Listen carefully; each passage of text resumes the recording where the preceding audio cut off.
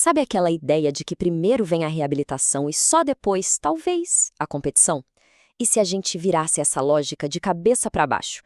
Hoje vamos ver uma abordagem revolucionária em que a competição não é o objetivo final, mas sim uma das principais ferramentas da própria recuperação.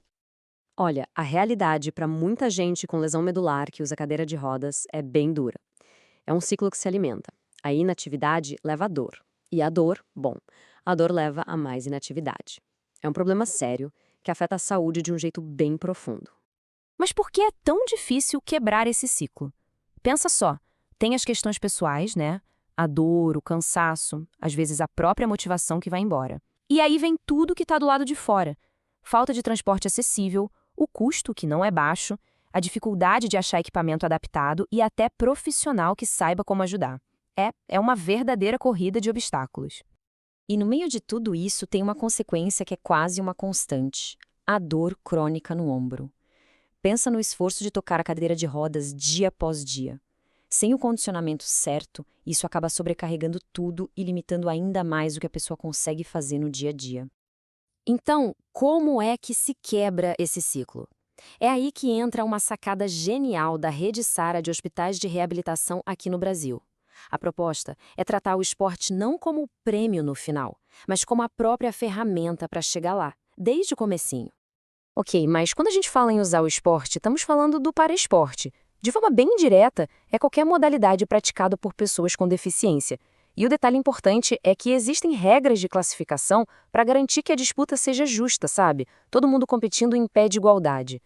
E a Rede Sara não só teve a ideia, ela criou um método para isso. É um modelo de 3 níveis, o PSL. O nível 1 é a porta de entrada. Aqui, o esporte ajuda em coisas bem práticas, como melhorar o controle do tronco. No nível 2, a coisa evolui para um lado mais recreativo, pensando em saúde. E o nível 3 é o competitivo, com treino focado. O mais legal, isso tudo faz parte da reabilitação desde o dia 1. Tá, a ideia parece ótima no papel, mas funciona na prática? Para responder isso, foi feito um estudo para ver o impacto real desse programa na vida das pessoas. Então vamos dar uma olhada rápida em como foi esse estudo. Eles pegaram 114 pessoas com lesão medular, todos da rede Sara, e separaram em grupos de acordo com o nível do paraesporte que praticavam, o 1, o 2 e o 3.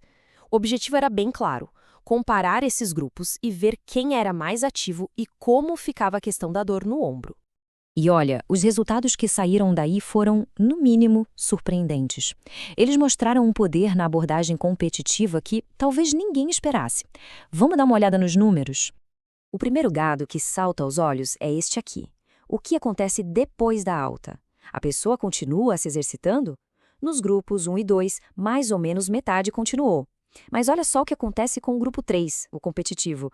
O número pula para quase 85%. A diferença é brutal. Para a gente ter uma noção do que isso significa, quer dizer que quem estava no grupo competitivo tinha 7 vezes mais chances de continuar ativo depois da alta, em comparação com o grupo inicial. 7 vezes. É um número que fala por si só, né? Mas se você acha que esse foi o dado mais impressionante, espera só para ver isso aqui.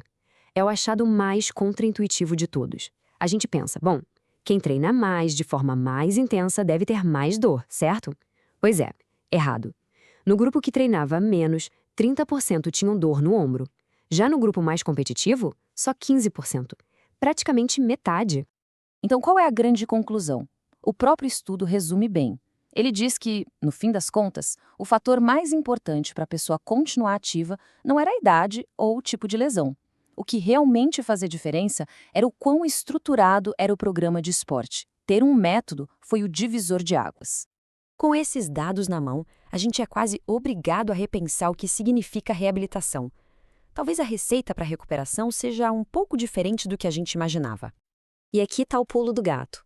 Pensa bem, num hospital, para simular todos os desafios da vida real, pode levar meses de treino. Agora, numa competição, tudo isso acontece num único fim de semana. A competição vira um grande laboratório da vida real, um acelerador de reabilitação.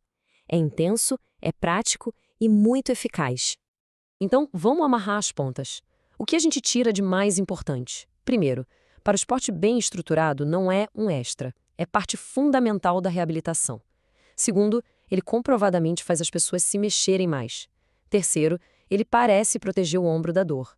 E claro, os ganhos não são só para o corpo, são para a mente e para a vida social também. Tudo isso nos leva a uma pergunta final. E se a gente parasse de ver o esporte como algo que vem depois da reabilitação? E se ele fosse a principal receita médica para a recuperação? Talvez a gente descobrisse que a linha de chegada de uma prova é, na verdade, o melhor ponto de partida para uma nova vida.